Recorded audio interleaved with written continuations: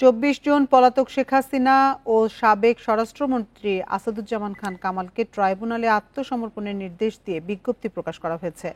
Bundle থাকলে প্রতি সেনমানিতে টাকা বাঁচবে। বিকাশ সেনমানি বান্ডেল কিনে জিতুন প্রতি লেনদেনে।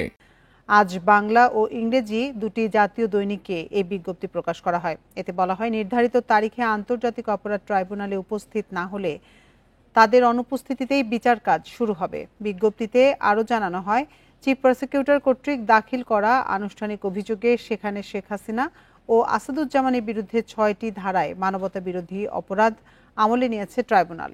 এসব অপরাধে তাদের বিরুদ্ধে গ্রেপ্তারি পরোয়ানা জারির পরও তারা পলাতক রয়েছে। তবুও ট্রাইব্যুনাল আইনের ৩১ বিধি অনুযায়ী তাদেরকে আত্মসমর্পণের নোটিশ জারি করা হলো।